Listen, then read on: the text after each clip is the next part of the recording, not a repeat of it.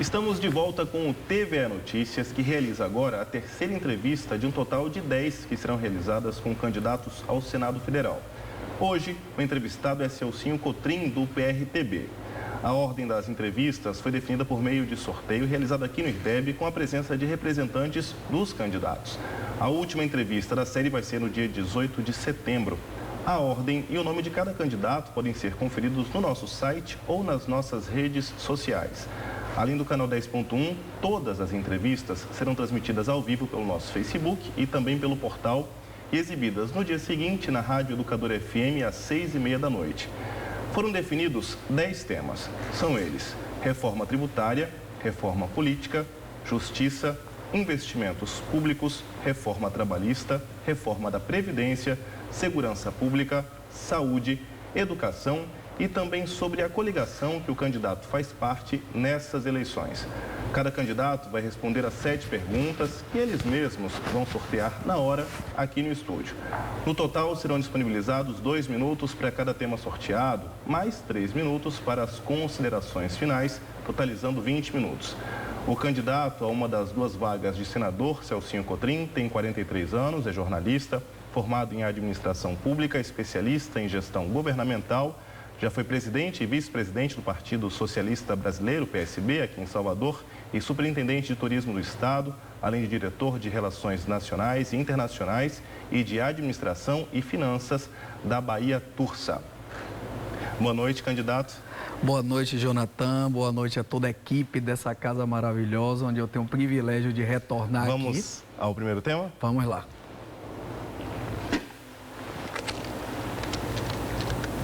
Segurança pública. Candidato, no Brasil são mais de 60 mil assassinatos por ano. Quais são as suas propostas para a área da segurança pública aqui no Nordeste, que é uma região com maior índice de homicídios de todo o país? Perfeito. O objetivo é continuar investindo na segurança pública, principalmente em 3 áreas, Jonathan. Investindo na área de inteligência, investindo na compra de equipamentos e de maior estrutura e cada vez mais abrindo concurso público para aumentar o efetivo. Entendemos de que a segurança pública, ela pode e tem que ser a garantia do ir e vir, de que a gente saia de casa com a certeza de que a gente pode voltar. Portanto, nós no Senado Federal lutaremos por esses 3 investimentos nessas 3 áreas para que possa cada vez mais instrumentalizar o governo da Bahia para uma melhor segurança pública para os cidadãos e cidadãs. Ok, conclui sua resposta. Vamos ao próximo tema, então? Vamos ao próximo tema e acumula para a final, né? É isso aí. Coligação. Candidato, o senhor participa de uma coligação estadual e apoia um candidato a presidente. A gente quer saber quais são os seus candidatos e por que o senhor considera que eles são os melhores candidatos para governar o nosso estado e presidir o Brasil. Excelente pergunta, Jonathan, até para a gente poder esclarecer aos eleitores e eleitoras que com 7 segundos de televisão não dá, mas nós estamos nas redes sociais, Celcinho Cotrim, tanto no Instagram, no Twitter, no Facebook, e a gente pode continuar, inclusive, essa entrevista conversando lá nas redes sociais. Eu sou do PRONA, e o PRONA, como ainda não foi homologado, ele se abrigou numa coligação nacional com o PRTB, a fim de que nós tenhamos as nossas candidaturas registradas. O TRE, o TSE, assim permite. E no final do processo de coligações partidárias, este partido, o PRTB, coligou-se a nível nacional com o PSL e esta coligação tem um candidato a presidente, que é Jair Bolsonaro, tem um candidato a vice-presidente, que é o General Mourão, e aqui na Bahia tem o ex-prefeito de Salvador por 2 vezes, ex-deputado estadual por 2 vezes, ex-vereador por 2 vezes, João Henrique de Barradas Carneiro. Ok, o senhor concluiu sua resposta, então vamos ao próximo tema. Reforma da Previdência.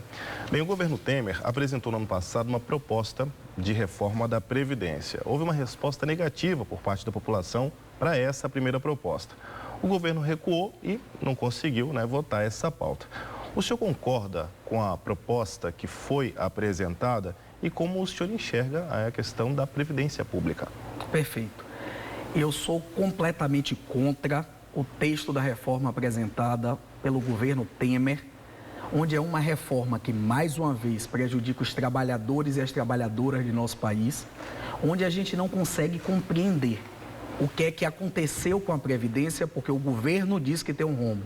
Os especialistas, o Sindicato dos Funcionários da Receita Federal dá outra informação. Em suma, a gente faz uma analogia para você que está nos assistindo sobre a reforma da Previdência, como uma poupança que nós temos num banco. A gente coloca o dinheiro na poupança e na hora que a gente quiser, a gente vai lá e saca esse dinheiro que está lá. A reforma da Previdência é a mesma coisa. Se o trabalhador, a trabalhadora, depositou esse dinheiro lá, recolheu esse dinheiro lá, esse dinheiro tem que estar lá. Agora, se utilizar esse dinheiro para outros fins, a exemplo da construção de Itaipu, aí nós não temos responsabilidade. Portanto, a partir de janeiro de 2019, com fé em Deus e com cada um de vocês que está nos assistindo, se senador da República eu for, irei solicitar uma CPI que seja autônoma e independente e que no final apresente também como alternativa a contratação de uma empresa de auditoria autônoma e independente para nós vermos de fato o que é que está acontecendo com a reforma da Previdência. Com esse diagnóstico, juntaremos a sociedade civil organizada, os poderes públicos constituídos, para que encontremos o melhor caminho para a Previdência do nosso país. Concluiu, candidato, a sua resposta? Então vamos agora para o quarto tema, consequentemente a quarta pergunta. Mais uma reforma, agora reforma trabalhista. O Congresso Nacional, o candidato, aprovou em 2017 uma reforma trabalhista. Como o senhor analisa essas mudanças que foram aprovadas? Mais uma vez, Jonathan, eu venho aqui dizer a você e aos nossos telespectadores e às nossas telespectadoras que no Brasil só quem dança é o trabalhador. Só quem sai prejudicado é o trabalhador. E nossa voz no Senado Federal irá pedir exatamente que seja reformulado por completo esse texto apresentado por esse governo Temer, por esse desgoverno que está aí, onde prejudica cada vez mais cada cidadão e cidadã trabalhador desse país. A reforma trabalhista, ela libera, ela esquece todos os direitos adquiridos, todas essas lutas que o nosso país teve a fim de que desse o direito do trabalhador e da trabalhadora. Fragilizou completamente essas relações. É permitido agora, Jonathan, que nós, empregados e empregadas, discutamos com o empregador o nível de trabalho, o nível de salário que nós iremos ter. Tanta luta, tanto esforço para garantir com que o empregador ele não fizesse o que quisesse com o empregado, na chantagem de o deixar desempregado, porque quando a barriga aperta, a gente sabe que tem que encontrar alguma alternativa para poder solucionar esse problema. Portanto, essa reforma trabalhista tira os direitos dos trabalhadores, fragiliza a relação empregatícia e bota no chão todos os direitos e essas conquistas adquiridas. E iremos ser porta-voz desta luta contra esse texto para fazer valer uma reforma que realmente seja trabalhista e não empregatícia. Ok, candidato, vamos ao quinto tema e para que possamos fazer a quinta pergunta, por favor. Investimentos públicos, candidato, é o tema. O Congresso Nacional aprovou, no ano passado, uma emenda constitucional que congela o aumento dos investimentos públicos pelos próximos 20 anos, 2 décadas. Qual a avaliação sobre essa decisão e se o senhor tem uma proposta para mudar esse cenário? Perfeito. É mais uma vez o que este governo que está aí se comprometeu a fazer. Esse governo que está aí, ele negociou. Tirem quem está na presidência para que eu entre, a fim de entregar ao capital especulativo, a fim de entregar a quem manda nesse país realmente a cabeça dos trabalhadores e das trabalhadoras. Essa PEC 241 ou 55, como assim ela é conhecida, a depender da Casa Legislativa ou do Senado Federal do Congresso Nacional, ela só vem mais uma vez para prejudicar o povo do nosso país. Essa PEC, ela congela os gastos públicos por 20 anos, só que ela congela os investimentos na saúde, na educação e no salário mínimo, por exemplo. E aí como é que fica, gente? Como é que fica o povo que depende dessa saúde pública que, de acordo com a última pesquisa de um grande veículo de comunicação, está despontando com 79% de pronunciamento dos brasileiros e brasileiras como o problema mais grave do país, que é a saúde. A educação, nós estamos vendo aí, na Bahia, por exemplo, nós temos 210 mil jovens fora da sala de aula. Salário mínimo, congelar o salário mínimo de novo, prejudicar o trabalhador de novo. Portanto, essa PEC 241, essa PEC, também chamada de 55, ela mais uma vez vem para massacrar o povo brasileiro, e a solução e a alternativa que nós vamos dar, eu como candidato a legislador que sou, é de rever essa PEC da perversidade com o trabalhador e com a trabalhadora brasileira, e não é a PEC dos gastos públicos, porque a PEC dos gastos públicos não teria sido feita dessa forma. A discussão ela é muito mais profunda. E eu, como administrador público, sei que é necessário, sim, enxugar a máquina administrativa. Agora, enxugar a máquina é uma coisa, prejudicar os trabalhadores, as pessoas do nosso país, principalmente menos favorecida, é outra. Terminou, candidato. Vamos à nossa penúltima pergunta, penúltimo tema, por favor. Justiça.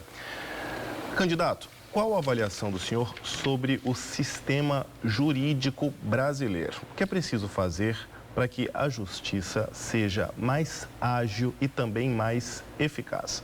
Perfeito. A justiça brasileira, ela vive uma grande contradição. Enquanto aumenta a produtividade dos juízes, os processos encerrados, eles continuam estagnados. Não cresce a quantidade de processos encerrados.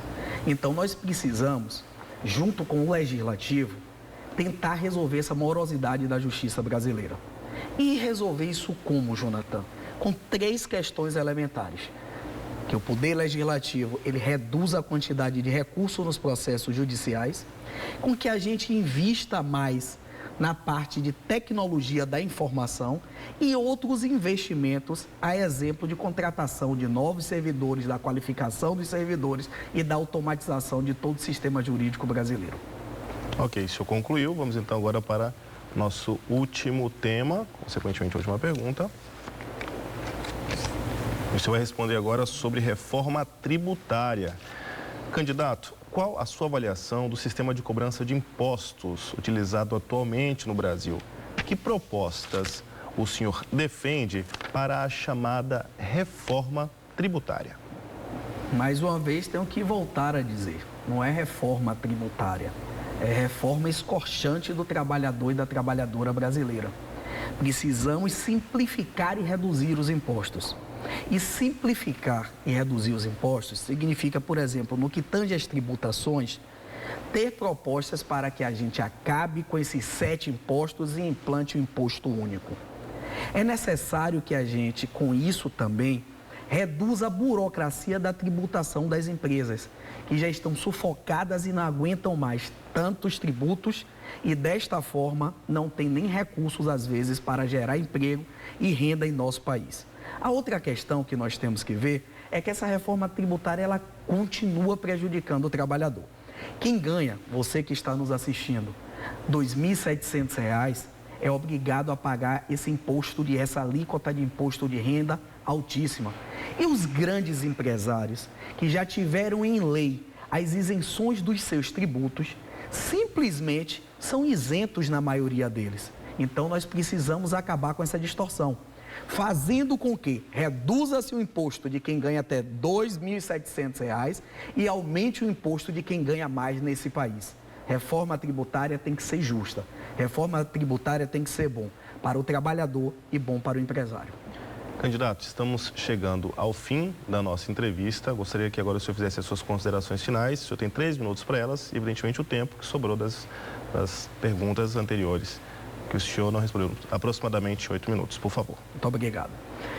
Jonathan e toda a equipe da TVE, na pessoa do diretor-geral Flávio, quero parabenizar e agradecer a todos esses trabalhadores da comunicação, da TV Educadora, da Rádio Educadora, por esse brilhante trabalho que vem fazendo nos últimos 12 anos para reerguer essas emissoras de comunicação através de TV, de rádio e das mídias sociais, que vem desempenhando esse brilhante papel no Estado.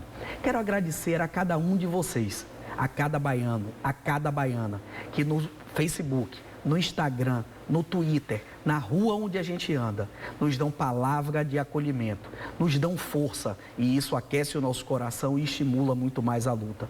Para todos nós que somos indignados brasileiros, indignadas brasileiras, que queremos um novo país, que queremos um país longe da corrupção, que queremos um país onde os políticos respeitem as pessoas, que queremos um país onde a população respeite as instituições.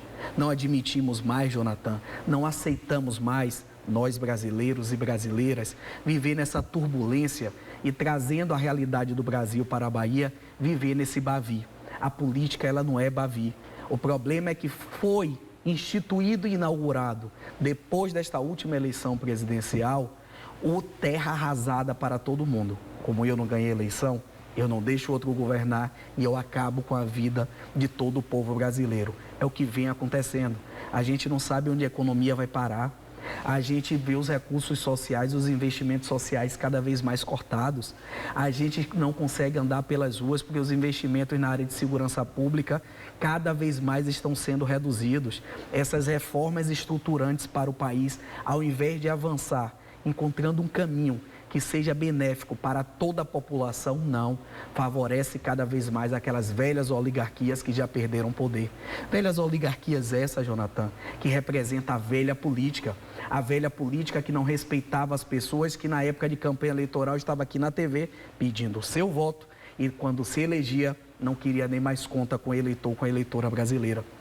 É a velha política que não respeitava o dinheiro público e tratava o dinheiro público como o dinheiro da sua empresa privada. Essa velha oligarquia que tomou conta do nosso país com esse retrocesso em menos de 2 anos é a que tem e não tem compromisso com absolutamente nada que não seja com o bolso e com o umbigo deles. É necessário que a gente tenha o respeito e que a gente cumpra as leis do nosso país. Essa velha política, ela não cumpre a lei. Então, por isso que nós que representamos o novo na política e o novo no comportamento, é que defendemos esse tripé do respeito às pessoas, do respeito ao dinheiro público sem corrupção e do respeito à lei das leis, que é a Constituição da República Federativa do Brasil. E este respeito à Constituição da República Federativa do Brasil aponta para as funções do senador, que é legislar, elaborando leis para melhorar a qualidade de vida do povo, para melhorar a infraestrutura do povo, melhorando por conseguinte todo o nosso país. É fazer com que o senador, ele analise e aprove ou reprove pedidos de investimentos para o seu estado de origem. É fazer com que o senador da República, ele analise de forma correta, Jonathan, com o que está previsto em lei e não com politicagem, o impedimento de um presidente ou de uma presidenta da República. Por que uma presidente da República é deposta por questões fiscais e um presidente da República que tem também problemas fiscais, ou diziam que ela possuía, não é impeachmentado? Então, este país onde há duas moedas, o papel do senador é ele ser um juiz, ele ser completamente isento e analisar também o impedimento de um presidente ou presidenta da República. E eu, como senador da República, e renovo aqui o meu pedido para que vocês me deem a oportunidade de assim chegar lá, tenham a certeza de que irei fazer valer a lei e essas injustiças, impedindo o trabalhador brasileiro, a trabalhadora brasileira, de cada vez mais se desenvolver e pedindo o presidente ao presidente de continuar avançando sem uma justa causa plausível, em nós isso não irá adiante. É papel também do senador da República corrigir todas as proposições vindas da Câmara dos Deputados. É também papel do senador da República fiscalizar todos os atos do Poder Executivo.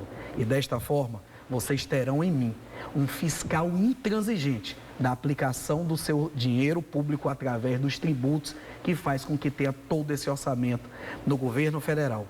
É o meu papel representar vocês, representar o nosso Estado no Senado Federal, para que vocês tenham um porta-voz para fazer valer essa política com P maiúsculo, porque chegou a hora da transformação, chegou a hora da mudança, nós queremos o novo.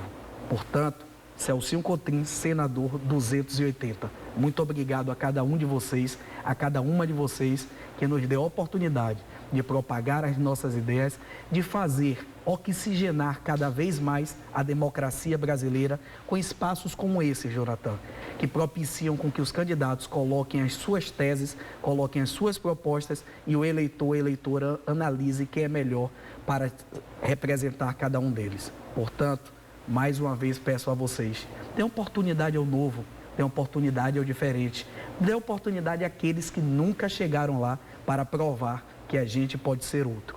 Celcinho Cotrim, senador 280. Concluiu suas considerações? Concluí.